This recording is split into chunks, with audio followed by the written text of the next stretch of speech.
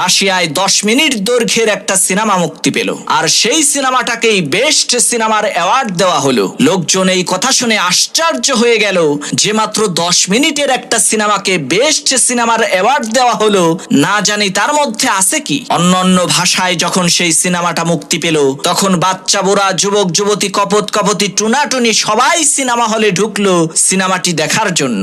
ঘরের একটা সিলিং আর একটা সিলিং ফ্যান দেখানোর মাধ্যমে সিনেমাটি শুরু হলো এবং 6 মিনিট পর্যন্ত শুধুমাত্র সেই একটা জিনিসই দেখানো হলো, ঘরের সিলিং আর সিলিং ফ্যান। তখন সিনেমা হলের সমস্ত লোকজন চিৎকার চেঁচামেচি শুরু করে দিল এবং রাগে আর গোসায় সিনেমা হল থেকে বের হয়ে যাওয়ার সিদ্ধান্ত নিল। তখন হঠাৎ করেই সিনেমার দৃশ্যপট পাল্টাতে লাগলো। আস্তে আস্তে ঘরের সিলিং আর ফ্যান থেকে দৃশ্যটি সরে ঘরের ফ্লোরের দিকে আসতে লাগলো। তখন সকলেই দেখতে পেল একজন 10-12 বছরের বাচ্চা ছেলে সেই ঘরের সিলিং আর সিলিং ফ্যানের দিকে ফ্যাল করে তাকিয়ে আছে, কারণ কোনো একটা অ্যাক্সিডেন্টের কারণে সেই ছেলেটার শরীরের অনেকগুলো হাড্ডি ভেঙে চুরমার হয়ে গেছে।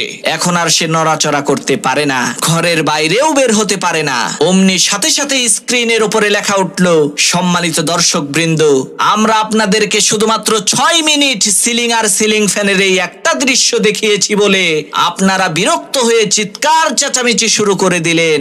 আর এই ছোট বাচ্চা ছেলেটা না জানি কত বছর ধরে এই একটা দৃশ্যই দেখছে, আবার না জানি কত বছর এই একটা দৃশ্যই তাকে দেখতে হবে। তাই আপনাদের কাছে আমাদের অনুরোধ, আপনারা সব সময় মহান প্রভুর শুকরিয়া আদায় করবেন।